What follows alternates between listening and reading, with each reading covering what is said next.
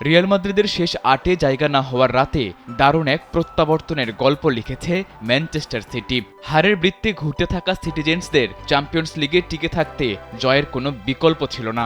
এমন ম্যাচে প্রথমার্ধে ১ গোলে পিছিয়ে থেকে বিরতিতে যায় গার্দিওলার শিষ্যরা, তবে বিরতি থেকে ফিরেই লিখেছে সেই কামব্যাকের গল্প। ম্যাচের প্রথমার্ধ শেষে হয়তো সিটির অন্ধ ভক্তটাও আশা ছেড়ে দিয়েছিল, এভাবে খেলে তো আর ম্যাচ জেতা যায় না। চ্যাম্পিয়ন্স লিগ থেকে বাদ পড়ার শঙ্কায় থাকা দলটাকে করতে হতো অবিশ্বাস্য কিছু।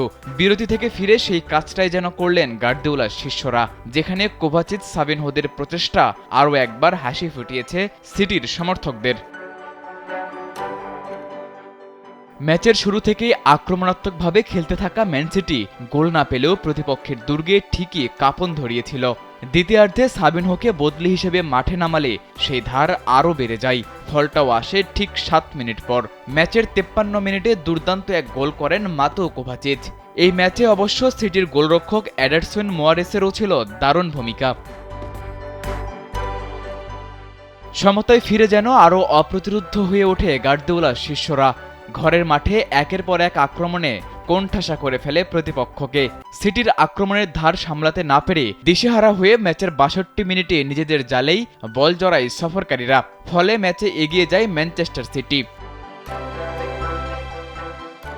সফরকারীদের পয়েন্ট অর্জনের স্বপ্নে শেষ পেরেক ঠুকে দিয়েছেন দ্বিতীয়ার্ধে বদলি নামা সাভিনিও। খানিক বাদেই বল জালে জড়িয়ে গার্দিওলার আস্থার প্রমাণ দিয়েছেন সিটির এই তারকা। গোল করার আগে সাভিনিও ম্যাচের দ্বিতীয়ার্ধে প্রতিপক্ষের উপর আক্রমণের ধার বাড়াতে রেখেছেন গুরুত্বপূর্ণ ভূমিকা।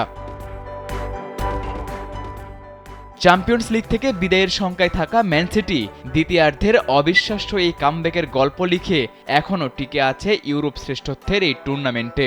পরের পর্বে যেতে হলে খেলতে হবে প্লে অফ, যেখানে আবার দিতে হবে কঠিন পরীক্ষা। সম্ভাবনা আছে রিয়াল মাদ্রিদ ও বায়ার্ন মিউনিখের মতো শক্তিশালী প্রতিপক্ষের বিরুদ্ধে ম্যাচ খেলার। সাদাতুর রাফি, কালবেলা।